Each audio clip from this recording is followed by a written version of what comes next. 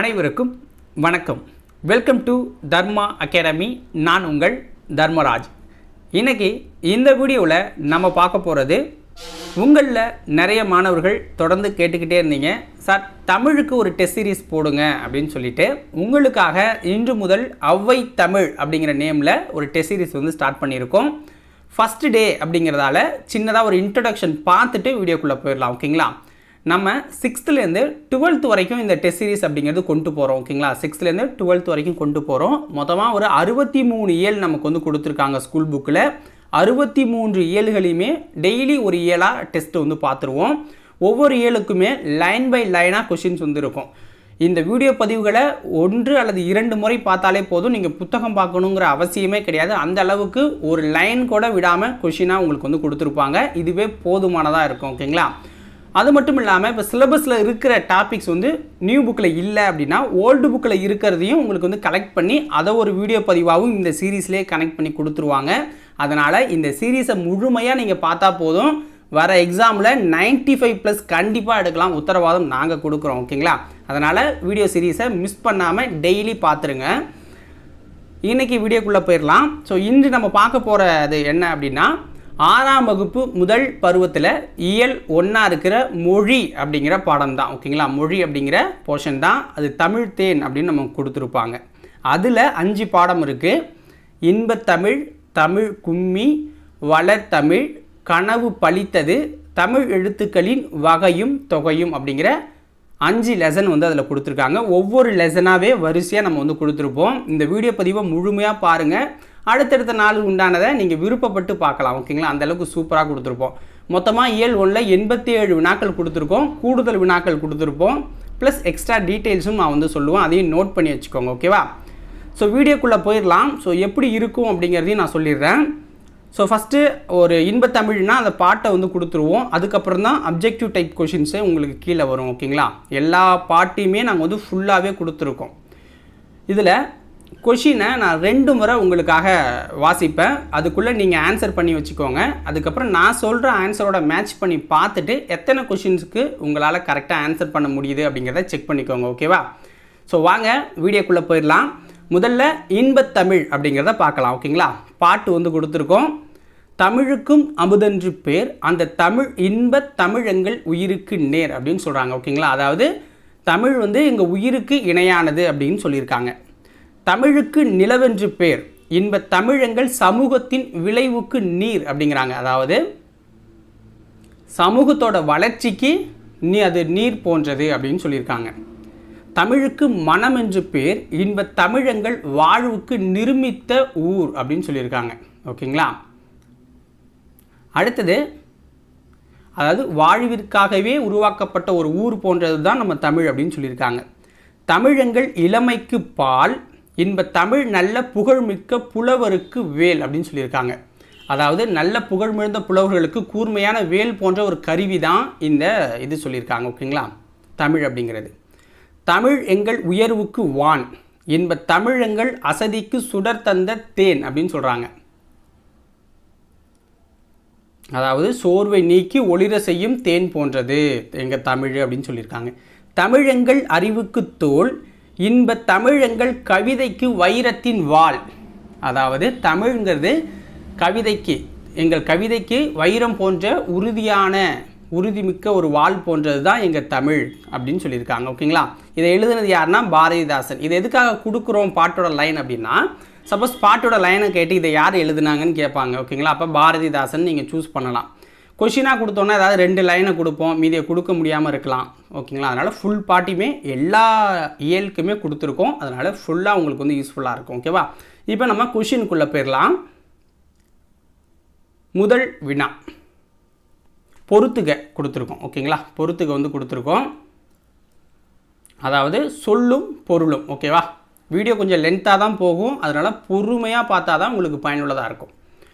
First சொல் பொருள் இதை பொருத்துவோமா? நிருமித்த அப்படின்னா என்ன? நிருமித்த அப்படின்னா உருவாக்கிய அப்படின்னு பொருள் வரும். உருவாக்கிய அப்படின்னு பொருள் வரும். ஆன்சர் என்னன்னா சி. ஓகேங்களா? சமூகம் அப்படின்னா என்ன அப்படின்னா, ஒரு மக்கள் குழுவை தான் நம்ம சமூகம் அப்படின்னு சொல்கிறோம். சமூகம் அப்படின்னா ஒரு மக்கள் குழு. விளைவு அப்படின்னா அதை வந்து வளர்ச்சி அப்படின்னு சொல்லுவோம்.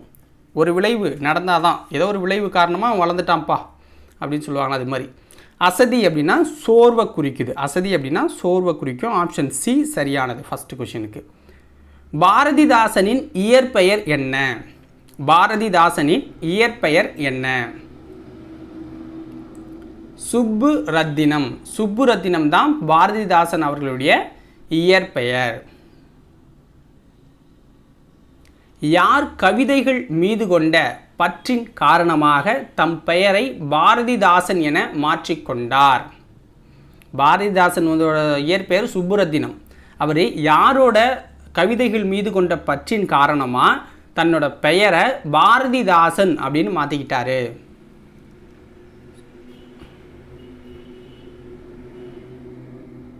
சாரி, பாரதியாரின் கவிதைகள் மீது கொண்ட பற்றின் காரணமாக அவர் வந்து மாற்றிக்கிறார். ஓகேங்களா? பாரதியாரோட கவிதைகள் மீது கொண்ட பற்றின் காரணமாக, தாசன் அப்படின்னா அடிமை அப்படின்னு ஒரு பொருள் இருக்குது. ஓகேங்களா? அதனால் பாரதியார் மீது கொண்ட பற்றின் காரணமாக மாற்றிக்கிறார். அடுத்தது, புரட்சி கவி என போற்றப்படுபவர் யார்? புரட்சி கவி அப்படின்னு போற்றப்படுபவர் யார்? பாரதிதாசன். ஓகேங்களா? பாரதிதாசன்.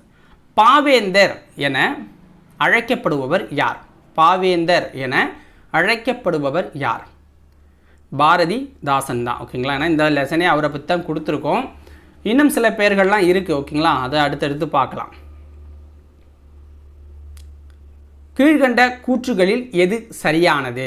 கூற்று 1, பெண் கல்வி, கைம்பெண் மறுமணம், அதாவது விதைகள் மறுமணம், பொது உடைமை, பகுத்தறிவு கருத்துக்களால் பாரதிதாசன் புரட்சி கவி என்று அழைக்கப்படுறாரு.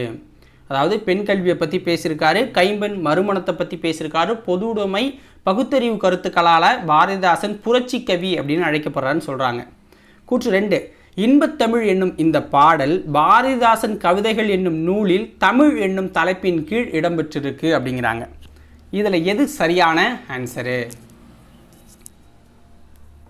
ஸோ முதல் கூற்று சரி, இரண்டாவது கூற்றும் சரியானது. ஓகேங்களா? நீங்கள் ஆன்சர் கரெக்டாக பண்ணியிருந்தா சூப்பர். அடுத்தது ஒரு பாட்டு வந்து கொடுத்துருக்கோம். தமிழே உயிரே வணக்கம், தாய்ப்பிள்ளை உறவம்மா உனக்கும் எனக்கும், அமிழ்தே நீ இல்லை என்றால் அத்தனையும் வாழ்வில் கசக்கும் புளிக்கும், தமிழே உன்னை நினைக்கும், தமிழன் என் நெஞ்சம் இனிக்கும் இனிக்கும். இது யாருடைய பாடல்? இதை யார் பாடினாங்க அப்படின்னு கூட வச்சுக்கலாம். ஓகேங்களா? ஆன்சர் என்ன? காசி ஆனந்தன் அவர்கள் இதை பாடியிருக்காங்க. ஓகேங்களா? காசி ஆனந்தனுடைய பாடல் இது. அடுத்தது புக் பேக் வந்துடும் உங்களுக்கு. ஓகேங்களா? ஏன்னா நம்ம எல்லாத்தையுமே கொடுத்துட்றோம். ஏற்ற தாழ்வற்ற டேஷ் அமைய வேண்டும். ஏற்ற தாழ்வற்ற என்ன அமையணும் அப்படின்னா நாடா வீடா தெருவான சமூகம். ஏற்ற தாழ்வற்ற ஒரு சமூகம், மக்கள் சமூகம் அப்படின்னு வச்சுக்கலாம். நாள் முழுவதும் வேலை செய்து கலைத்தவருக்கு டேஷாக இருக்கும். நாள் முழுவதும் வேலை செய்த கலைத்தவருக்கு என்னவா இருக்கும் அப்படின்னா அசதியாக இருக்கும். அடுத்தது சேர்த்து எழுதுக. நிலவு ப்ளஸ் என்று என்பதனை சேர்த்து எழுத கிடைக்கும் சொல் எது? நிலவு ப்ளஸ் என்று என்பதனை சேர்த்து எழுத கிடைக்கும் சொல் என்ன? ஆன்சர் என்ன? நிலவென்று அப்படின்னு வரும். நிலவென்று. ஓகேங்களா? அடுத்தது தமிழ் ப்ளஸ் எங்கள் என்பதனை சேர்த்து எழுத கிடைக்கும் சொல் என்ன? தமிழ் ப்ளஸ் எங்கள் என்பதனை சேர்த்து எழுத கிடைக்கும் சொல் என்ன? ஆன்சர் என்ன? தமிழங்கள் அப்படிங்கிறது தான். தமிழங்கள். ஓகேங்களா? அமுதென்று என்னும் சொல்லை பிரித்து எழுத கிடைப்பது என்ன? அமுதென்று என்னும் சொல்லை பிரித்து எழுத கிடைப்பது என்ன? ஆன்சர் அமுது ப்ளஸ் என்று. அமுது ப்ளஸ் என்று அப்படின்னு வரும். செம்பயிர் என்னும் சொல்லை பிரித்து எழுத கிடைப்பது எது? செம்பயிர் என்னும் சொல்லை பிரித்து எழுத கிடைப்பது எது? செம்மை ப்ளஸ் பயிர் அப்படின்னு பிரித்து எழுதலாம். செம்மை ப்ளஸ் பயிர் அப்படின்னு பிரித்து எழுதலாம். ஓகேவா? அடுத்தது தமிழ் கும்மி அப்படிங்கிற இரண்டாவது லெசனுக்கு நம்ம வந்துட்டோம். ஓகேங்களா? ஃபஸ்ட் லெசன் வந்து இப்போ இதோட முடிஞ்சிருச்சு. ஸோ இந்த பாட்டு அந்த அளவுக்கு முக்கியமானது கிடையாது. ஸோ அப்படி நீங்கள் முக்கியம் நினச்சா இந்த வீடியோவை அப்படியே பாஸ் பண்ணிவிட்டு இந்த லைன் அப்படியே படிச்சுக்கோங்க. ஓகேங்களா? இதை எழுதுனது யாருன்னா பெருஞ்சித்திரனார். கொட்டுங்கடி கும்மி கொட்டுங்கடி இளங்கோதையரே கும்மி கொட்டுங்கடி, நிலம் 8 திசையிலும் செந்தமிழின் புகழ் எட்டிடவே கும்மி கொட்டுங்கடி அப்படிங்கிற பாடலை யார் பாடினாங்க எழுதுனாங்க அப்படின்னா பெருஞ்சித்திரனார் அப்படின்னு வச்சுக்கோங்க. ஓகேங்களா. மீதி எல்லாத்தையுமே நீங்கள் வந்து பார்த்துக்கோங்க. ஓகேங்களா. பொய் அகற்றும் உள்ள பூட்டருக்கும் அப்படிங்கிற வரிகள் இடம்பெற்றுள்ள நூல் எது அப்படின்னாலும் பெருஞ்சித்திரனார் தான். அதனால் இந்த பாட்டை ஃபுல்லாக படிச்சுக்கோங்க. ஓகேங்களா. இல்லை நானே படிச்சிடுறேன். ஊடி பல நூறு கண்டவதுவாம் அறிவு ஊற்றெனும் நூல்பல கொண்டதுவாம் பெரும் ஆழி பெருக்கிற்கும் காலத்திற்கும் முற்றும் அழியாமலே நிலை நின்றதுவாம் பொய் அகற்றும் உள்ள பூட்டருக்கும் அன்பு பூண்டவரின் இன்ப பாட்டிருக்கும் உயிர் மெய் புகட்டும் அறமேன்மை கிட்டும் இந்த மேதினி வாழ்வழி காட்டிருக்கும் அப்படின்னு சொல்கிறாங்க. இந்த பாட்டை எழுதுனது யாருன்னா பெருஞ்சித்திரனார் அவர்கள். ஓகேங்களா. ஸோ இந்த பாட்டோட பொருள் என்ன அப்படின்னு பார்த்தீங்கன்னா, தமிழின் புகழ் 8 திசையிலும் பரவணும் அப்படிங்கிறது ஒன்று. ஓகேங்களா. நல்லா பரவுற அளவுக்கு பாடுங்க அப்படிங்கிறாங்க. பல நூறு ஆண்டுகளை கண்டது நம்ம தமிழ் மொழி, அறிவு ஊற்றாகிய நூல்களை பலவற்றை கொண்டது நம்ம மொழி, பெரும் கடல் சீற்றங்கள் இருக்குது, கால மாற்றங்கள் இருக்குது, ஆகிய எவற்றாலும் நம்ம அழியாமல் நம்ம தொன்று தொட்டு வந்துக்கிட்டு இருக்கோம், நிலைச்சி இருக்கோம் அப்படின்னு சொல்கிறாங்க. தமிழ் பொய்யை அகற்றும் ஒரு மொழி அப்படின்னு சொல்கிறாங்க. அது மனதின் அறியாமையை நீக்கிற மொழி, அன்புடைய பலரின் இன்பம் தரும் பாடல்கள் நிறைந்த மொழி தான் தமிழ். உயிர் போன்ற உண்மையை ஊட்டு மொழி, உயர்ந்த அறத்தை தரும் மொழி, இந்த உலகம் சிறந்து வாழ்வதற்கான வழிகளையும் காட்டும் மொழி தான் தமிழ் மொழி அப்படின்னு சொல்கிறாங்க. இதை எழுதுனது யாருன்னா பெருஞ்சித்திரனார் அப்படிங்கிறவர் தான் எழுதியிருக்கிறாரு. இப்போ இதனுடைய வினாக்களை நம்ம பார்க்கலாம். ஓகேங்களா. ஸோ பொறுத்துக கொடுத்துருக்கோம். பொறுத்துக்க பார்த்துக்கோங்க. சொல் பொருள் அப்படிங்கிறத கொடுத்துருக்காங்க. ஓகேங்களா. ஆன்சர் என்ன அப்படின்னு பார்த்தீங்கன்னா, இதற்குண்டான ஆன்சர் வந்து ஆப்ஷன் பி. ஓகேங்களா. ஆழி பெருக்கு அப்படின்னா என்னென்னா கடல் கோள், கடல் கோளால் தான் நம்ம குமரி கண்டம் அழிஞ்சதாகவே சொல்லுவாங்க. மேதினி அப்படின்னா உலகத்தை குறிக்குது. ஊழி அப்படின்னா நீண்டதொரு காலப்பகுதியை குறிக்குது. உள்ள பூட்டு அப்படின்னா உள்ளத்தின் அறியாமையை சொல்லுது. ஓகேங்களா. உள்ள பூட்டு அப்படிங்கிறது உள்ளத்தின் அறியாமை தான் அதனுடைய பொருளாக இருக்குது. அடுத்த வினா, பெருஞ்சித்திரனாரின் இயற்பெயர் என்ன? பெருஞ்சித்திரனாரின் இயற்பெயர் என்ன? ஆன்சர் என்ன? பெருஞ்சித்திரனாருக்கு இயற்பெயர் என்ன? மாணிக்கம் அப்படிங்கிறது தான் சரியானது. மாணிக்கம். ஓகேங்களா. பாவலேறு என்னும் சிறப்பு பெயரால் அழைக்கப்படுபவர் யார்? பாவலேறு என்னும் சிறப்பு பெயரால் அழைக்கப்படுபவர் யார்? பெருஞ்சித்திரனார். கீழ்கண்டவற்றுள் பெருஞ்சித்திரனார் இயற்றிய நூல்கள் எது அப்படின்னு கேட்குறாங்க. கீழே கொடுத்துருக்கிறதுல பெருஞ்சித்திரனார் எழுதிய நூல் எது அப்படின்னா கனிச்சாறு, கொய்யா கனி, பாவிய கொத்து அப்படிங்கிற நூல்களை எழுதியிருக்காரு. அப்போ அனைத்துமே அவர் எழுதின நூல்கள் தான். நூறாசிரியம் அப்படிங்கிற நூலை இயற்றியவர் யார்? நூறாசிரியம் என்னும் நூலை இயற்றியவர் யார்? ஆன்சர் பெருஞ்சித்திரனார். கீழ்கண்டவற்றுள் பெருஞ்சித்திரனார் நடத்திய இதழ்கள் எது? கீழ்கண்டவற்றுள் பெருஞ்சித்திரனார் நடத்திய இதழ்கள் எது? ஆன்சர் பாருங்கள். தென்மொழி, தமிழ்ச்சிட்டு, தமிழ் நிலம் அப்படிங்கிற 3 இதழ்களையுமே அவர் நடத்தினது தான். ஓகேங்களா. தென்மொழி, தமிழ்ச்சிட்டு, தமிழ் நிலம். தமிழ் கும்மி என்னும் பாடல் என்னும் இந்த பாடல் அமைந்துள்ள நூல் எது? தமிழ் கும்மி என்னும் இப்பாடல் அமைந்துள்ள நூல் எது?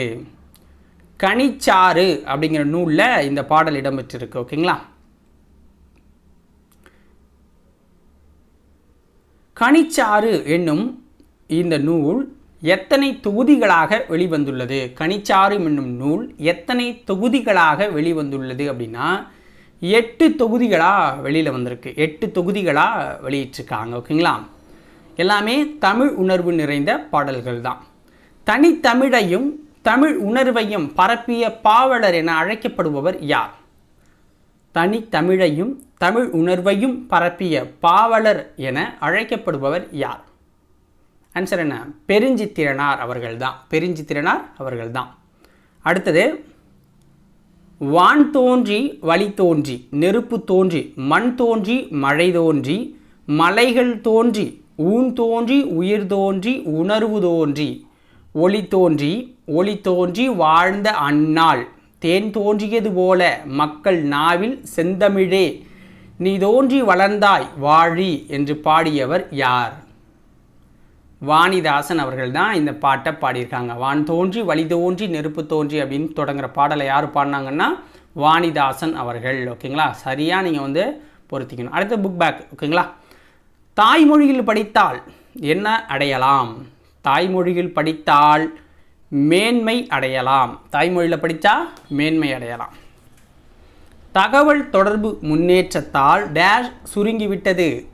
தகவல் தொடர்பு முன்னேற்றத்தால் மேதினி சுருங்கி போச்சு, அதாவது உலகம் சுருங்கி போச்சு அப்படின்னு சொல்கிறாங்க. செல்ஃபோன்லேயே எல்லாம் பார்க்குறோம். இப்போ வீடியோ கூட செல்ஃபோனில் பார்க்குறீங்கல்ல. செந்தமிழ் என்னும் சொல்லை பிரித்து எழுத கிடைப்பது என்ன? செந்தமிழ் என்னும் சொல்லை பிரித்து எழுதணும்னா செம்மை ப்ளஸ் தமிழ், ஆப்ஷன் டி வரும். ஓகேங்களா, செம்மை ப்ளஸ் தமிழ் அப்படின்னு வரும். அடுத்தது பொய்ய கற்றும் என்னும் சொல்லை பிரித்து எழுத கிடைப்பது என்ன? பொய்ய கற்றும் என்னும் சொல்லை பிரித்து எழுதுவது என்ன அப்படின்னா பிரித்து எழுத கிடைப்பது பொய் அகற்றும். தமிழ் மொழி பொய்யை அகற்றக்கூடிய ஒரு மொழின்னு நம்ம மேலே படிச்சிருக்கோம். ஓகேவா, பொய் ப்ளஸ் அகற்றும். பாட்டு ப்ளஸ் இருக்கும் என்பதனை சேர்த்து எழுத கிடைக்கும் சொல் என்ன? பாட்டு ப்ளஸ் இருக்கும் அப்படிங்கிறத சேர்த்து எழுதணும்னா நமக்கு கிடைக்கிறது பாட்டிருக்கும் அப்படின்னு கிடைக்கும். சாரி, பாட்டிருக்கும் அப்படின்னு வரும். ஓகேங்களா, பாட்டிருக்கும். அடுத்தது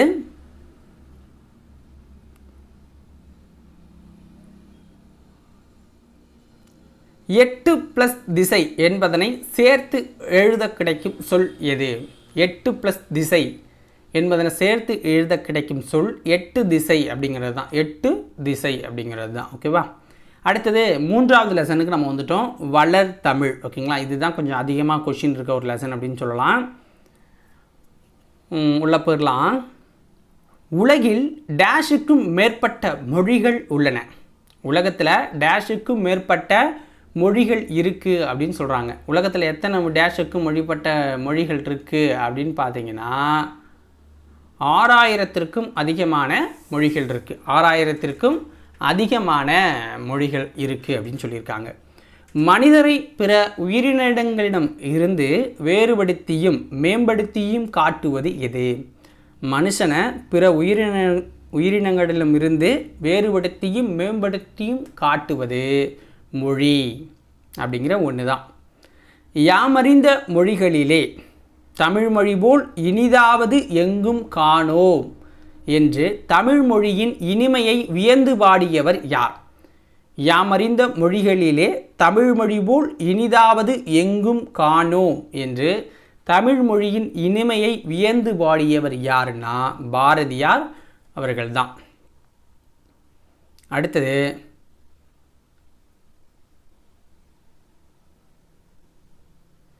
என்று பிறந்தவள் என்று உணராத இயல்பினலாம் எங்கள் தாய் என்று பாரத தாயின் தொன்மையை பற்றி கூறியவர் யார்?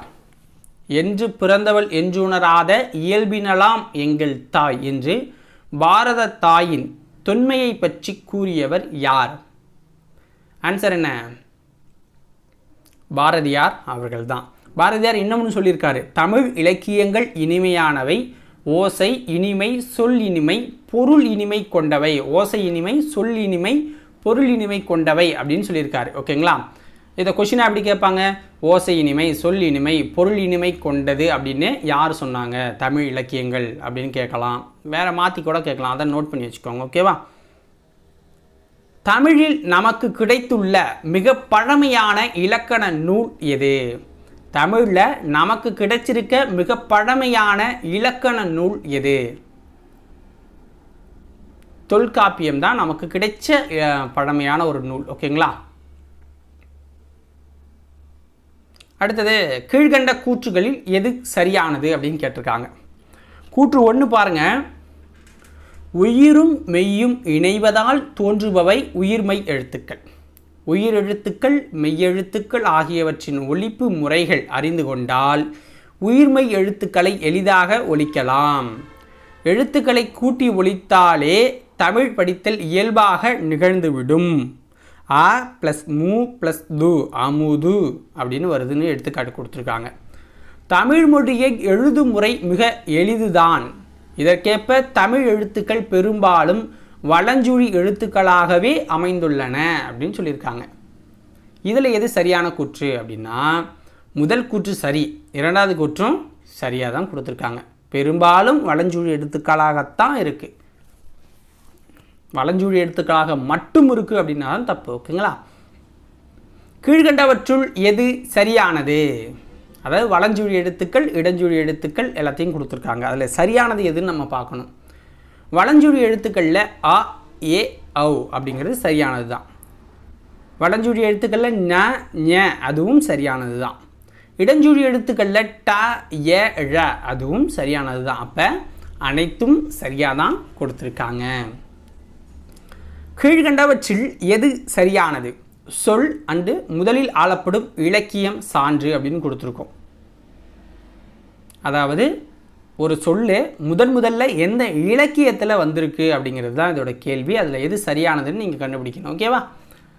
ஃபஸ்ட்டு பாருங்கள், தமிழ் அப்படிங்கிற வார்த்தை தொல்காப்பியத்தில் இடம்பெற்றிருக்கதா சொல்கிறாங்க. அதாவது தமிழன் கிளவியும் அதனோரற்றே தொல்காப்பியத்தில் 386வது பாடல் அப்படின்னு சொல்லியிருக்காங்க. தமிழ்நாடு அப்படிங்கிற வார்த்தை சிலப்பதிகாரம் வஞ்சிகாட்டத்தில் வந்திருக்கதா சொல்லியிருக்காங்க. அதாவது இமிழ்கடல் வேலியை தமிழ்நாடு ஆக்கிய இது நீ கருதினையாயின் வஞ்சிகாண்டத்தில் 165வது பாடல்னு சொல்கிறாங்க. அடுத்து தமிழன் அப்படிங்கிற வார்த்தை அப்பர் தேவாரம் இதில் வந்திருக்கதா சொல்லியிருக்காங்க. தமிழன் கண்டாய் அப்படிங்கிற வார்த்தை வந்திருக்கு. திருத்தாண்டகம் 23வது இதில் இருக்குது அப்படின்னு சொல்லியிருக்காங்க. இதில் எது சரியான கூற்று அப்படின்னா மூணுமே சரிதான். தமிழ் அப்படிங்கிறது தொல்காப்பியத்தில் வந்திருக்கு. தமிழன் கிளவியும் அதனேரற்றே தொல்காப்பியம் 386வது இல்லை. தமிழ்நாடுனா சிலப்பதிகாரத்தில், தமிழன் அப்படிங்கிறது அப்பர் தேவாரத்தில் இடம் வச்சிருக்கதா சொல்கிறாங்க. ஓகேங்களா? அதை நோட் பண்ணிக்கோங்க, நல்லாயிருக்கும். சீர்மை என்பது டேஷை குறிக்கும் சொல். சீர்மை என்பது டேஷை குறிக்கும் சொல் அப்படிங்கிறாங்க. ஆன்சர் என்ன? ஒழுங்குமுறையை குறிக்கிற ஒரு சொல் தான் சீர்மை. ஒழுங்குமுறையை குறிக்கிற ஒரு சொல் தான் சீர்மை. ஓகேவா? அடுத்தது, கீழ்கண்ட கூற்றுகளில் எது சரியானது? தமிழ் மொழியின் பல வகை சீர்மைகளுள் அதன் சொற்சிறப்பு குறிப்பிடத்தக்கதுன்னு சொல்கிறாங்க. தமிழ் மொழியோட பல வகை சீர்மைகளுள்ள அதன் சொற்சிறப்பு குறிப்பிடத்தக்கது அப்படின்னு சொல்லியிருக்காங்க. எடுத்துக்காட்டு என்ன சொல்கிறாங்கன்னா உயர்திணை, அஃறிணை என இருவகை திணைகளை நம்ம அறிவோம். உயர்திணையின் எதிர்சொல் தாழ்திணை என அமையணும். ஆனால் தாழ்திணை என்று கூறாமல் அஃறிணை அப்படின்னு சொல்கிறாங்க. அல் ப்ளஸ் திணை, உயர்வு அல்லாத திணை அப்படின்னு சொல்கிறாங்க. அதாவது கீழே தாழ்வு அப்படின்னு சொல்லாத ஒரு சமூகம் நம்ம இது. ஓகேங்களா? ஆனால் இங்கே தான் ஜாதி அதிகமாக இருந்து உயர்வு தாழ்வு இருக்குது. இருந்தாலும் சொல்கிறேன், உயர்வு அல்லாத ஒரு திணை தான் சொல்லுவாங்க என்று கூறுகிறோம். பாகற்காய் கசப்பு சுவை உடையது, அதனை கசப்புக்காய் அப்படின்னு சொல்லாமல் இனிப்பு அல்லாத பாகற்காய், பாகு ப்ளஸ் அல் ப்ளஸ் காய் அப்படின்னு சொல்கிறோம் அப்படின்னு சொல்கிறாங்க. இதில் எந்த கூற்று சரியானது அப்படின்னா முதல் கூற்று சரி, இரண்டாவது கூற்றும் சரியானது தான். ஓகேவா? அடுத்தது, கீழ்கண்டவற்றுள் இலக்கண நூல் எது? கீழே கொடுத்துருக்கிறதுல இலக்கண நூல் எது அப்படின்னு கேட்குறாங்க. இலக்கண நூல் எது? கீழே கொடுத்துருக்கிறதுல இலக்கண நூல் அப்படின்னா தொல்காப்பியம் அப்படிங்கிறத சொல்லலாம். ஓகேங்களா? தொல்காப்பியம். ஸோ அதை நான் ஃபஸ்ட்டாக இந்த 4 கொஷின் சொல்லிவிட்டு நான் டோட்டலாக உங்களுக்கு ஒரு தடவை சொல்லிடுறேன். கீழ்கண்டவற்றுள் சங்க இலக்கிய நூல்கள் எது? கீழ்கண்டவற்றுள் சங்க இலக்கிய நூல்கள் அப்படின்னா 10 பாட்டை நம்ம குறிப்பிடுவோம். சங்க இலக்கிய நூல்னா 10 பாட்டு. கீழ்கண்டவற்றுள் அறநூல்கள் எது? கீழே கொடுத்துருக்கிறதுல அறநூல்கள் எது அப்படின்னா திருக்குறள். கீழ்கண்டவற்றுள் காப்பியங்கள் எது? அதாவது காப்பியம் எது அப்படின்னு கேட்குறாங்க. ஆன்சர் என்ன அப்படின்னா மணிமேகலை அப்படிங்கிறது ஒரு காப்பிய நூல். ஓகேங்களா? ஸோ இப்போ இதை நம்ம ஃபுல்லாக சொல்லிடுறேன். இலக்கண நூல் அப்படின்னா தொல்காப்பியத்தையும் நன்னூலையும் சொல்லலாம். தொல்காப்பியமும் நன்னூலும் இலக்கண நூல். ஓகேவா? சங்க இலக்கியங்கள் அப்படின்னா 8 தொகையும் 10 பாட்டும் சங்க இலக்கியங்களில் வந்துடும். அறநூல்கள் அப்படின்னா திருக்குறளும் நாலடியாரும் வந்துடும். திருக்குறளும் நாலடியாரும் அறநூல்களில் வந்துடும். சிலப்பதிகாரமும் மணிமேகலையும் உங்களுக்கு காப்பியங்களில் வந்துடும். ஓகேங்களா? ஸோ இதுதான் அதோடைய பொருள். ஸோ இந்த கொஷின் அடிக்கடி எக்ஸாமில் பார்த்துருப்பீங்க. ரொம்ப ரொம்ப முக்கியமான ஒரு கொஷின். நன்னூல், எட்டுத்தொகை, நாலடியார், சிலப்பதிகாரம் இதெல்லாம் என்னென்ன அப்படிங்கிறது நான் ஆல்ரெடி சொல்லிட்டேன். நன்னூல் அப்படிங்கிறது உங்களுக்கு இலக்கண நூலில் வந்துடுது. ஓகேங்களா? நன்னூல் அப்படிங்கிறது இலக்கண நூல். 4 எங்கே இருக்குது அப்படின்னு பார்த்துக்கோங்க. இது ஒன்று தான். எட்டுத்தொகை சங்க இலக்கியம், நாலடியார் அறநூல், சிலப்பதிகாரம் ஒரு காப்பியம். ஓகேங்களா? அடுத்தது மா என்னும் ஒரு சொல் தரும் பொருள் என்ன? மா அப்படிங்கிற அந்த ஒரு சொல் இருக்குல்ல, அது தர பொருள் என்ன அப்படின்னு கேட்குறாங்க. ஆன்சர் என்ன? அழகு, மரம், பெரிய எல்லாத்தையுமே அது பொருளாக தருது. இன்னும் நிறைய பொருள் இருக்குது. ஓகேங்களா? எக்ஸாமில் இதுவும் கேட்டுக்கிட்டே தான் இருக்காங்க ஒவ்வொரு முறையும். அழகு, மரம், பெரிய அனைத்துமே அது தர பொருள்கள் தான். இன்னும் சில பொருள்கள் அப்படின்னா விலங்கு, திருமகள், அறிவு, அளவு, அழைத்தல், துகள், மேன்மை, வயல், வண்டு இத்தனை பொருள்களையுமே மா அப்படிங்கிற ஒரு சொல் தருது. ஓகேங்களா? அடுத்த வினா, எண்ணத்தை வெளிப்படுத்தும் தமிழ் என்பது என்ன? எண்ணத்தை வெளிப்படுத்தும் தமிழ் என்பது என்ன? ஆன்சர் என்ன? இயல் தமிழ். எண்ணத்தை வெளிப்படுத்துறது இயல் தமிழ். உள்ளத்தை மகிழ்விக்கும் தமிழ் அப்படின்னா என்ன? உள்ளத்தை மகிழ்விக்குவது என்ன? இசைதான் உள்ளத்தை மகிழ்விக்கும். உணர்வில் கலந்து வாழ்வின் நிறை குறைகளை சுட்டி காட்டுவது என்ன? உணர்வில் கலந்து நிறை குறைகளை சுட்டி காட்டுவது என்ன அப்படின்னா நாடகத்தமிழ். இதை வச்சு தான் நம்ம ஆட்சியவே நிறைய பேர் நம்ம நாட்டில் பிடிக்கிறாங்க. ஓகேங்களா? கீழ்கண்டவற்றுள் தமிழ் கவிதை வடிவங்கள் அல்லாதது எது? கீழே கொடுத்துருக்கிறதுல தமிழ் கவிதை வடிவங்கள் அல்லாதது எது? ஆன்சர் என்ன? புதினம் அப்படிங்கிறது தான். புதினம் அப்படிங்கிறது தான். கீழ்கண்டவற்றுள் உரைநடை வடிவங்கள் அல்லாதது எது? கீழ்கண்டவற்றுள் உரைநடை வடிவங்கள் அல்லாதது எது? ஆன்சர் பாருங்கள். செய்யுள் அப்படிங்கிறது உரைநடை வடிவம் அல்லாதது. ஏன்னா அது பேரே செய்யுள் தான். ஓகேங்களா? அடுத்தது இதுலேயும் சில இது இருக்குது, நான் அதையும் சொல்லிடுறேன். ஓகேங்களா? அடுத்த கொஸ்டினை பார்த்துட்டு சொல்லிடுறேன். ஸோ இதில் பார்த்தீங்க அப்படின்னா தமிழ் கவிதை வடிவங்கள் அல்லாதது எது அப்படின்னு நம்ம கேட்டிருந்தோம். அப்போ புதினம் அப்படின்னு சொல்லியிருந்தீங்க. அப்போ துளிப்பா, புது கவிதை, கவிதையெல்லாம் கவிதை வடிவங்கள். உரைநடை வடிவங்கள் அல்லாததுன்னா செய்யுள். அப்போ கட்டுரை, புதினம், சிறுகதையெல்லாம் உரைநடை வடிவங்களை சேர்ந்தது. ஓகேங்களா? அதை நீங்கள் அப்படி தான் புரிஞ்சு படிச்சுக்கணும். அதுதான் வந்து பெஸ்ட்டு. அப்படியே மனப்பாடம் பண்ணக்கூடாது. ஸோ ஏன்னா ஃபியூச்சரில் இது புக்காகவே நாங்கள் போடுவோம் இந்த வீடியோக்களை. அடுத்தது பொறுத்துக. தாவர இலைப்பெயர்களை நம்ம பொருத்தணும். ஓகேங்களா? தாவர இலைப்பெயர்களை நம்ம பொருத்தணும். ஓகேவா? ஃபஸ்ட்டு ஆள், அரசு, மா, பலா, வாழை இதெல்லாம் எந்த வகையை சேர்ந்தது? ஆள், அரசு, மா, பலா, வாழை இதெல்லாம் இலை வகையை சார்ந்த ஒரு சார்ந்த மரங்கள் அப்படின்னு வச்சுக்கலாம். அகத்தி, பசலை, முருங்கை. அகத்தி, பசலை, முருங்கைலாம் கீரை வகையை சார்ந்தது. அருகு, கோரை. அருகு, கோரைலாம் புல் வகையை சார்ந்தது. அருகு, கோரைலாம் புல் வகையை சார்ந்தது. ஓகேங்களா? நெல், வரகு அப்படிங்கிறது தாள் வகையை சார்ந்தது. மல்லி அப்படிங்கிறது தழை வகையை சார்ந்தது. ஓகேங்களா? ஆப்ஷன் டி சரியானது. அடுத்தது பொறுத்துக. சப்பாத்தி கள்ளி, தாழை அப்படிங்கிறதெல்லாம் எந்த வகையில் சேரும்? சப்பாத்தி கள்ளி, தாழை அப்படிங்கிறது தான் மடல் வகைகளில் அது சேரும். ஓகேங்களா? மடல் வகைகளில் அது சேரும். ஆப்ஷன் ஏ சரியானது. கரும்பு மற்றும் நாணல் இதெல்லாம் வந்து பார்த்தீங்க அப்படின்னா உங்களுக்கு தோகை வகைகளில் சேரும். கரும்பு மற்றும் நாணல்லாம் தோகை வகைகளில் சேரும். பனை மற்றும் தென்னை அப்படிங்கிறதெல்லாம் பார்த்தீங்க அப்படின்னா உங்களுக்கு ஓலை வகைகளில் சேரும். கமுகு, பாக்கு மரம் இருக்குல்ல, அது கூந்தல் அப்படிங்கிற வகையில் சேரும். கூந்தல், கமுகு, பாக்கு அப்படின்னு சொல்லுவாங்க. தமிழ் எண்களை கண்டுபிடி. இதுவும் ரொம்ப முக்கியமானது லோக்கல் எக்ஸாமுக்கெலாம். ஓகேங்களா?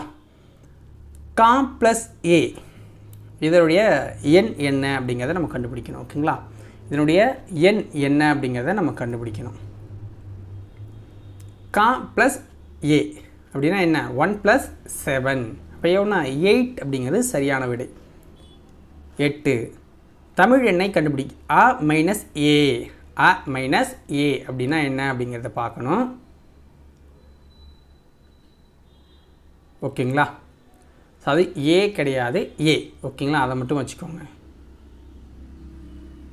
ஏ அப்படின்னு வச்சுக்கோங்க. 6 ஏன்னா ஆவுக்கு என்ன 8, ஏக்கு என்ன 7.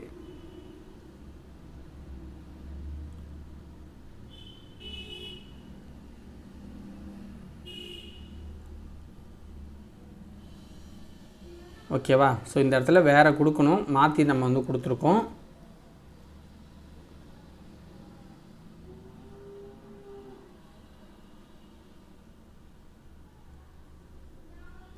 அது க வரணும். ஓகேங்களா, அதுதான் நம்ம மாற்றி கொடுத்துட்டோம்னு நினைக்கிறேன். க மைனஸ் ஏ அப்படின்னா என்ன அப்படின்னா 6 அப்படிங்கிறது ஆன்சர். ஓகேங்களா, க வரணும், அதை நான் அப்படின்னு கொடுத்துட்டோம், டைப் பண்ணும்போது மாற்றிருச்சு. ஓகேங்களா, க ப்ளஸ் ஏ அப்படின்னா கா மைனஸ் ஏ அப்படின்னா காவுக்கு என்ன 1, ஏவுக்கு என்ன 7, அப்போ 1 மைனஸ் 6 அப்படிங்கிறது சரியான விடை. ஓகேவா, அதை மாற்றிக்கோங்க, நானும் வீடியோவில் மாற்றிடுறேன் நெக்ஸ்ட்டு. ஸோ மொத்தமாக நம்ம வந்து கொடுத்துருக்கோம், அதையும் நம்ம பார்த்துக்கோங்க. 1க்கு கா, 2க்கு உ, 3க்கு ஞ, 4க்கு ச, 5க்கு ரு, 6க்கு சு, 7க்கு ஏ, 8க்கு ஆ, 9க்கு கு, 10க்கு கா, அந்த நாட் வரும், 0 வருது. ஓகேங்களா, ஸோ இதுதான் தமிழ் எண்கள் அப்படிங்கிறது. இதுக்குள்ளே தான் ப்ளஸ்ஸு மைனஸு இன்ட்டு போட்டாலும் அதுதான். ஓகேங்களா, அதை பார்த்துக்கோங்க. அடுத்தது 2000 ஆண்டுகளாக வழக்கில் இருக்கும் சில தமிழ் சொற்கள். ஏன்னா இதை வந்து நம்ம கொஷினாக கொடுக்க முடியாது, இந்த சொற்கள் எங்கேருந்து வந்துச்சு, இந்த சொற்கள் எங்கேருந்து வந்துச்சுன்னு கேட்டால் அது கொஷின் நம்பருக்கு வேணால் அதிகமாக போகும். அதனால் டேபிளாகவே கொடுத்துட்டோம். இது போல் தான் எல்லா இயல்லையுமே கொடுப்போம். ஓகேவா, ஃபஸ்ட்டு சொல் என்ன அப்படின்னா, இதில் கிட்டத்தட்ட எத்தனை சொல் இருக்குது அப்படின்னு பார்த்தீங்கன்னா ஒரு 20 சொல் வந்து கொடுத்துருக்கோம். அதை எல்லாத்தையும் நான் கொஞ்சம் ஸ்பீடாகவும் சொல்கிறேன். ஓகேவா, ஒரு டைம் மட்டும் படிச்சிடுறேன். வேளாண்மை அப்படிங்கிற சொல் வந்து கலித்தொகை மற்றும் திருக்குறளில் இடம்பெற்றிருக்கு. கலித்தொகையில் 101வது பாடல்லையும் திருக்குறளில் 81வது இதுலையும் இருக்குது. உழவர் அப்படிங்கிற சொல் நற்றினில் 4வது பாடலில் இடம்பெற்றிருக்கு. பாம்பு அப்படிங்கிற சொல் குறுந்தொகையில் 239வது இதில் இடம்பெற்றிருக்கு. வெள்ளம்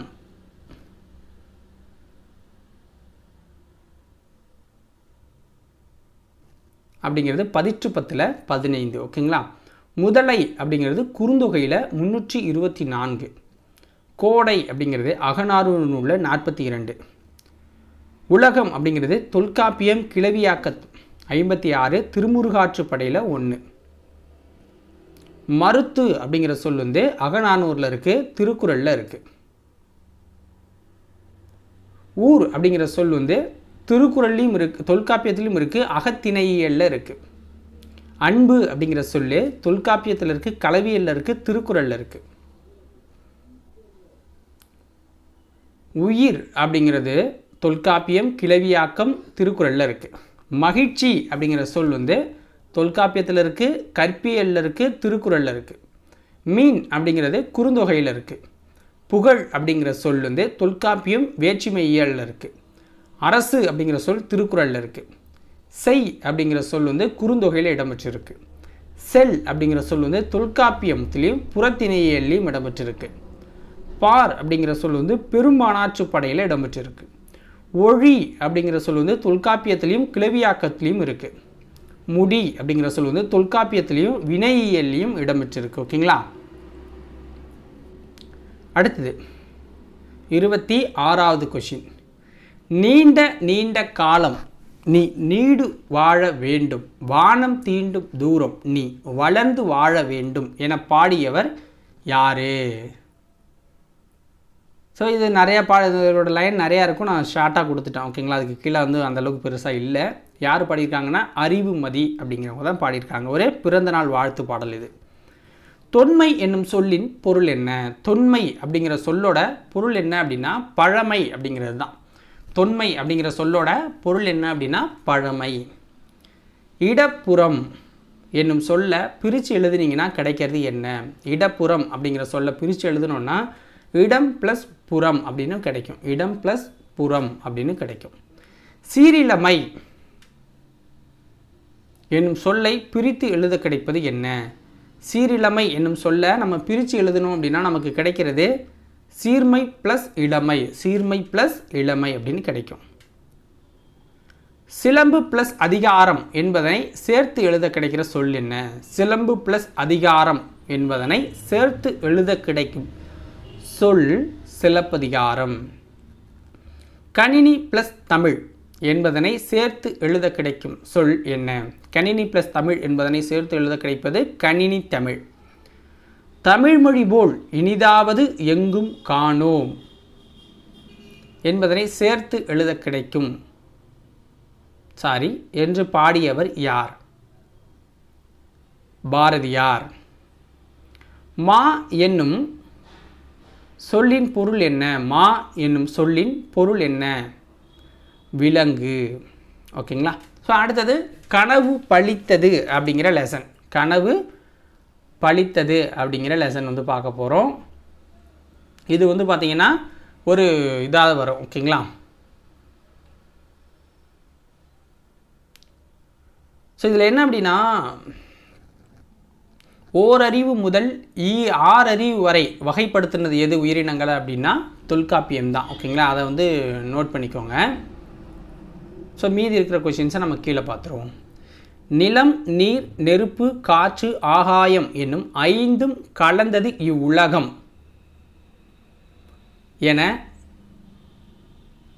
என கூறும் நூல் எது? என கூறும் நூல் எது அப்படின்னு கேட்குறாங்க.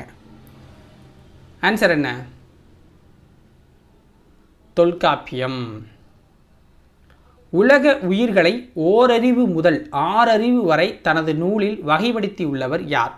உலக உயிர்களை ஓரறிவு முதல் 6 அறிவு வரை தனது நூலில் வகைப்படுத்தி உள்ளவர் யார்னா தொல்காப்பியர்.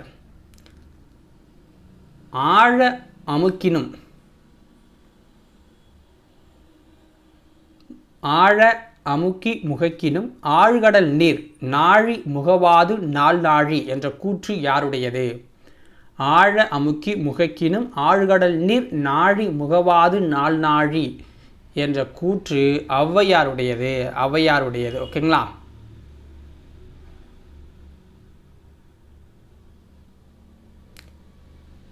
நிலம், தீ, நீர், வளி, விசும்போடு 5ம் கலந்த மயக்கம் உலகம் ஆதலின் இவ்வடிகள் இடம்பெற்றுள்ள நூல் எது?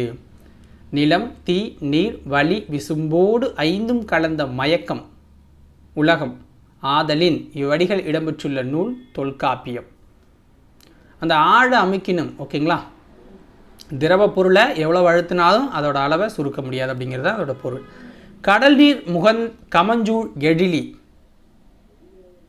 இவ்வடிகள் இடம்பெற்றுள்ள நூல் எது? கடல் நீர் கமஞ்சூழ் எழிலி இவ்வடிகள் இடம்பெற்றுள்ளது கார் 40 அப்படிங்கிற நூலில் இடம்பெற்றிருக்கு. நெடுவெள்ளூசி நெடுவசி பறந்த வடு இவ்வடிகள் இடம்பெற்றுள்ள நூல் எது?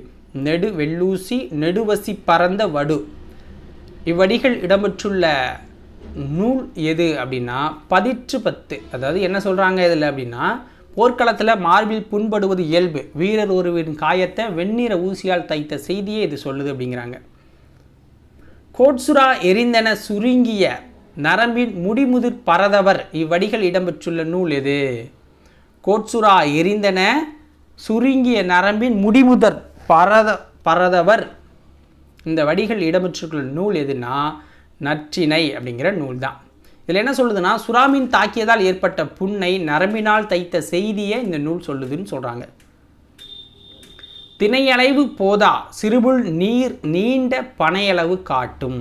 அதாவது திணையளவு போதா சிறுபுள் நீர் நீண்ட பனையளவு காட்டும் அப்படிங்கிறது எங்கே இடம்பெற்றிருக்கு அப்படின்னா உங்களுக்கு திருவள்ளுவ மாலையில் இடம்பெற்றிருக்கு. திருவள்ளுவ மாலையில் இடம்பெற்றிருக்கு. இது என்னன்னா, தொலைவில் உள்ள பொருளின் உருவத்தை அது அருகில தோன்ற செய்கிறது தான். பனித்துளி காலையில் இருக்கும்ல, அதுதான். திணையளவு போதா சிறுபுள் நீர் நீண்ட பனையளவு காட்டும் இக்கூற்றுக்குரியவர் யார்? இந்த கூற்றை கூறினவர் யாரு அப்படின்னா கபிலர். ஓகேங்களா? தமிழ் எழுத்துக்களின் வகையும் தொகையும் அந்த லெசன் வந்து பார்க்க போகிறோம். லாஸ்ட் லெசன், ஃபஸ்ட் இயரில் லாஸ்ட் லெசன் தமிழ் எழுத்துக்களின் வகையும் தொகையும் அப்படிங்கிறது தான். ஓகேங்களா? கொஞ்சம் இலக்கணம். ஸோ இதிலே சில விஷயங்களை நம்ம வந்து பார்க்காமலே போயிட்டோம். என்ன அப்படின்னா ஒன்றுமே இல்லை, குடியரசுத் தலைவர் எல்லாமே பார்த்திங்கன்னா தமிழ் வழியில் பயின்றவங்க தான், நம்ம தமிழகத்தை சேர்ந்தவங்க. அடுத்தது தமிழ் எழுத்துக்களின் வகையும் தொகையும். ஓகேவா? தமிழ் மொழியின் இலக்கண வகைகள் மொத்தம் எத்தனை? தமிழ் மொழியோட இலக்கண வகைகள் மொத்தம் எத்தனை அப்படின்னா 5 இருக்குது. 5 இருக்குது. ஓகேங்களா? என்னென்ன? எழுத்து, சொல், பொருள், யாப்பு, அணி அப்படின்னு 5 இருக்குது. எழுத்து, சொல், பொருள், யாப்பு, அணி அப்படின்னு 5 இருக்குது. ஒலி வடிவமாக எழுப்பப்படுவதும் வரி வடிவமாக எழுதப்படுவதும் டேஷ் எனப்படுது. ஒலி வடிவமாக எழுதப்படுறதும் ஒலி வடிவமாக எழுப்பப்படுவதும் வரி வடிவமாக எழுதப்படுறதும் டேஷ் எனப்படுது அப்படின்னா அதை தான் எழுத்து அப்படின்னு சொல்கிறோம்.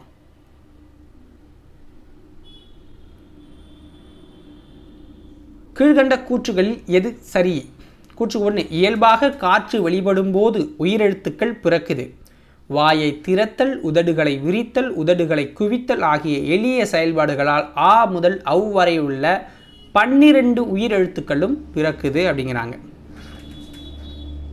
கூற்று 2ல் அ, இ, உ, ஏ, ஓ ஆகிய 5ம் குறுகி ஒலிக்கும். குறில் எழுத்துக்கள் ஆ, இ, உ, ஏ, ஐ, ஓ, ஔ ஆகிய 7ம் நீண்டு ஒலிக்கும் நெடில் எழுத்துக்கள் அப்படிங்கிறாங்க. இதில் எது சரியான கூற்று அப்படின்னு பார்த்தீங்கன்னா முதல் கூற்று சரி, இரண்டாவது கூற்று சரி. கீழ்கண்டவற்றுள் எது சரியானது? ஒரு மாத்திரை என்பது ஒரு முறை கண் இமைக்கவோ ஒரு முறை கை நொடிக்கவோ ஆகும் காலம்தான். ஒரு மாத்திரை அப்படின்னா ஒரு தடவை கண்ணை சிமிக்கிறது, ஒரு கையால் ஒரு சுண்டுறது, இதுதான் ஒரு மாத்திரை அப்படிங்கிறாங்க. அந்த காலம்தான். குறில் எழுத்தை ஒலிக்கும் கால அளவு ஒரு மாத்திரை, நெடில் எழுத்தை ஒலிக்கிற கால அளவு 2 மாத்திரைங்கிறாங்க. இந்த கூற்றுகளில் எது சரியானது அப்படின்னா மேற்கண்ட அனைத்துமே சரியானது தான். அடுத்தது கூற்றுகள் கொடுத்துருக்கோம். கீழ்கண்டவற்றுள் எது சரியானது? கூற்று 1, மெய்யெழுத்துக்கள் மெய் என்பது உடம்பு என பொருள்படும். மெய் எழுத்துக்களை ஒலிக்க உடல் இயக்கத்தின் பங்கு இன்றியமையாதது. இக்கு, இங்கு, இச்சி, இஞ்சு, இட்டு, இன்னு, இத்து, இன்னு, இப்பு, இம்மு, ஈ, இரு, இல்லு, இவ்வு, இழு, இல், இரு, இன்னு ஆகிய 18 மெய்யெழுத்துக்கள். மெல்லினம் அப்படின்னா இங்கு, இஞ்சு, இன்னு, இன்னு, இம்மு, இன்னு. இடையினம் வந்து பார்த்தீங்கன்னா ஈ, இரு, இல்லு, இவ்வு, இழு, இல்லு. வல்லினம் அப்படின்னா இக்கு, இச்சு, இட்டு, இத்து, இப்பு, இரு அப்படின்னு சொல்கிறாங்க. இதில் எது சரியானது அப்படின்னா மேக்ஸிமம் நம்ம வந்து 2 கூற்றும் சரியாக தான் கொடுத்துருப்போம். ஓகேவா? அடுத்தது மெய்யெழுத்துக்கள் ஒலிக்கும் கால அளவு என்ன? மெய்யெழுத்துக்கள் ஒலிக்கும் கால அளவு என்ன அப்படின்னா அரை மாத்திரை. மெய்யெழுத்துக்கள் ஒலிக்கிற கால அளவு அரை மாத்திரை. கீழ்கண்டவற்றுள் எது சரியானது? இக்கு, இச்சு, இட்டு, இத்து, இப்பு, இரு ஆகிய 6ம் வன்மையாக ஒலிக்குது. இங்கு, இச்சு, இன்னு, இன்னு, இம்மு, இன்னு இதெல்லாம் மென்மையாக ஒலிக்குது. இய்யு, இரு, இல்லு, இவ்வு, இழு, இல்லு ஆகிய 6ம் வன்மையாகவும் இல்லாமல் மென்மையாகவும் இல்லாமல் 2க்கும் இடைப்பட்டு ஒலிக்குதுங்கிறாங்க. அப்போ என்ன, இதுவும் எல்லாம் சரியாக தான் கொடுத்துருக்கு. ஓகேவா? இதெல்லாம் நல்லா நோட் பண்ணி படிக்கணும். நீங்கள் வீடியோ பாஸ் பண்ணிவிட்டு பார்த்துக்கணும். ஓகேவா? கீழ்கண்டவற்றுள் எது சரியானது? மெய்யெழுத்துக்கள் 18உடன் உயிரெழுத்துக்கள் 12ம் சேர்வதால் தோன்றும் 216 எழுத்துக்களும் உயிர்மெய் எழுத்துக்கள் ஆகும். மெய்யுடன் உயிர்குறி சேர்ந்தால் உயிர்மெய் குறில் தோன்றுகிறது. மெய்யுடன் உயிர் நெடில் சேர்ந்தால் உயிர்மெய் நெடில் தோன்றுகிறதுங்கிறாங்க. இதில் எது சரியானதாக இருக்கும் அப்படின்னா ஃபஸ்ட்டு கூற்று சரி, ரெண்டாவது கூற்று சரி, மூணாவது கூற்றும் சரியாக தான் இருக்குது. ஓகேவா? அனைத்தும் சரிதான். ஆயுத எழுத்தை ஒலிக்க ஆகும் கால அளவு என்ன? ஆயுத எழுத்தை ஒலிக்க ஆகும் கால அளவு என்ன அப்படின்னா அரை மாத்திரை. பழமொழியின் சிறப்பு என்ன? பழமொழியின் சிறப்பு டேஷ் சொல்வது அப்படின்னா சுருங்க சொல்வது தான் அதனுடைய சிறப்பு. நோயற்ற வாழ்வை தருவது எது? நோயற்ற வாழ்வை தருவது கீழ்கண்டவற்றுள் சுத்தம். நோயற்ற வாழ்வை தருவது சுத்தமாக இருக்கிறது தான். உடல் நலமே டேஷ் அடிப்படை. உடல் நலமே டேஷ் அடிப்படைனா உழைப்புக்கு அடிப்படை. உடல் நலம்தான் உழைப்புக்கு அடிப்படையாக இருக்குது. அடுத்தது பொறுத்துக அந்த நம்ம லாங்குவேஜ் ஓகேங்களா. வலஞ்சுழி, இணையம், தேடுபொறி, புலனம் இதனுடைய ஆங்கில சொல்லை நம்ம பார்க்கணும். ஸோ ஃபஸ்ட்டு பாருங்கள், வலஞ்சுழி அப்படின்னா என்ன? கிளாக் வைஸு ஓகேங்களா, கிளாக் வைஸு. இணையம் அப்படின்னா என்ன? இன்டர்நெட். தேடுபொறினா சர்ச் என்ஜின். புலனம் அப்படின்னா வாட்ஸ்அப் ஓகேங்களா. புலனம் அப்படின்னா வாட்ஸ்அப். அடுத்தது திருப்பியும் அதே தான். முகநூல் அப்படின்னா என்ன? முகநூல்னா ஃபேஸ்புக் அப்படிங்கிறத நம்ம சொல்லுவோம், ஃபேஸ்புக் ஓகேங்களா. இடஞ்சுழி அப்படின்னா anti clock wise, anti clock wise. குரல் தேடல் அப்படின்னா வாய்ஸ் சர்ச் ஓகேங்களா. தொடுதிரை அப்படின்னா டச் ஸ்க்ரீன், தொடுதிரை அப்படின்னா டச் ஸ்க்ரீன். ஆப் என்று ஆங்கில சொல்லுக்கு நேரான தமிழ் சொல் என்ன? ஆப் அப்படிங்கிற ஆங்கில சொல்லுக்கு நேரான தமிழ் சொல் என்ன? செயலி. மின்னஞ்சல் என்ற தமிழ் சொல்லுக்கு நேரான ஆங்கில சொல் என்ன? மின்னஞ்சல் என்ற தமிழ் சொல்லுக்கு நேரான ஆங்கில சொல் என்ன? இமெயில் ஓகேங்களா. இமெயில் அப்படிங்கிறது தான் மின்னஞ்சல் என்ற தமிழ் சொல்லுக்கு நேரான ஆங்கில சொல். இதோட முதல் இயல் வந்து கம்ப்ளீட்டாக முடிச்சிட்டோம் ஓகேங்களா. ஸோ இன்றைக்கி தான் கொஞ்சம் லேட்டாக இருக்கும், ஏன்னா இன்ட்ரடக்ஷன்லாம் கொடுத்ததால. நாளையிலேருந்து கரெக்டாக ஒரு ½ அன் ஹவர்க்குள்ளே முடிக்கிறதுக்கு ட்ரை பண்ணுறோம். ஏன்னா ஸ்பீடாக போய் ஒன்றும் யூஸ் இல்லை ஓகேங்களா. அதனால் நம்ம கரெக்டாக கிளியராக போவோம். உங்களுக்கு ரொம்ப ரொம்ப பயனுள்ளதாகவே கொண்டு போய் இந்த செஷனை முடிக்கிறோம். நீங்கள் பண்ண வேண்டியதெல்லாம் லைக்கு, சப்ஸ்கிரைபு, ஷேர் இதெல்லாம் பண்ணி எங்களுக்கு சப்போர்ட் பண்ணுறது தான். அப்போ தான் நாங்கள் அடுத்தடுத்த வீடியோ போகிறதுக்கு ரெடி ஆகும். ஏன்னா இப்போ வீடியோவே 45 நிமிஷத்துக்கு மேலே போகும்னு நினைக்கிறேன். எவ்வளோ சரியாக தெரியலை ஓகேங்களா. பார்த்தீங்கன்னா தெரியும் 45 நிமிஷத்துக்கு மேலே போய்கிட்டு இருக்கு. ஆனால் அந்த வீடியோ ரெடி பண்ண எங்களுக்கு 1 டே ஆகும் ஓகேங்களா. ஒரு இயல் ரெடி பண்ணுறதுக்கு 1 டேக்கு மேலேயே ஆகும். அடுத்தடுத்த ஸ்டாண்டர்ட் போகிறப்பலாம் 9th 10thலாம் ரொம்ப லேட் ஆகும், 11th 12thலாம். ஸோ உங்களுக்காக ஸ்பெண்ட் பண்ணி நாங்கள் ரெடி பண்ணுறோம். நீங்கள் பண்ண வேண்டியதெல்லாம் லைக்கு, ஷேரு, சப்ஸ்கிரைபு, கமெண்ட்டு இதெல்லாம் மறக்காமல் பண்ணி விட்ருங்க.